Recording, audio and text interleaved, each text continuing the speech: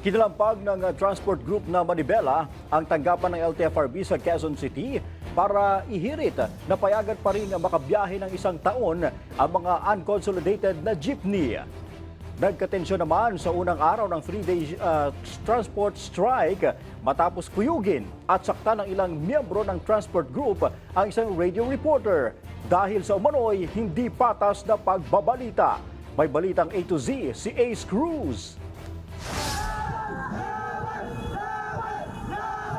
Umarangkada ng 3 araw na tigil pasada ng transport group na Manibela. Sigaw nila, payagan ng gobyerno na makabiyahe pa ng isang taon ang mga unconsolidated jeepney driver at operator. Siyempre, yung isang taon na provisional na ibibigay po sa atin, malaking bagay na ito upang mapatunayan natin na tayo po ay pabor sa modernisasyon. Tumulak sa punong tanggapan ng LTFRB ang Manibela para kalampagin ang board at mismong si Chairman Teofilo Guares III. Nandito kami para singilin siya sa mga panggigipit po sa amin.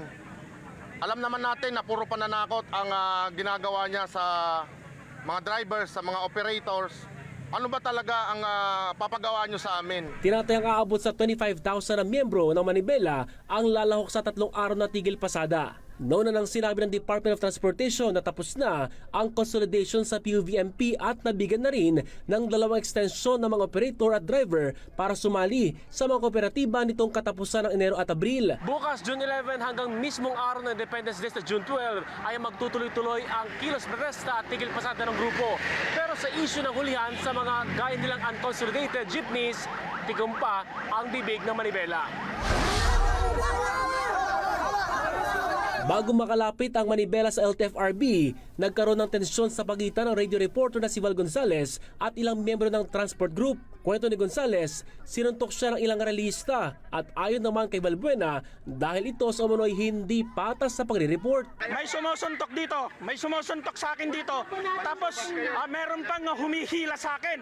Mabuti na lamang at kinuha ko ng aking driver at inilayo doon sa harapan nitong grupo mismo ni Mar Balbuena.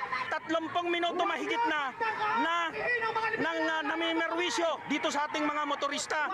Pwede naman silang sabi ng kanilang mga saloobin basta't sa maayos na paraan at mayroong mga sasakyan na nakakadaan. Pero dun sa ginawa nila ay wala eh. Kinundin na naman ito ng iba't ibang samahan ng mamahayag pati na ng Presidential Task Force on Media Security at mismong network ni Gonzales na DZRH. Determinadong network na panagutin ang nasa likod ng pananakit kay Gonzales. At hindi dahil bias po sila, dahil pakati po yun ang kanilang trabaho, sana po ay wag saktan yung mga kaibigan po nating mga mamamahayag. At nakahanda namang umalalay ang pambansang pulisya kay Gonzales kung nanaisin niyang magsampa ng reklamo.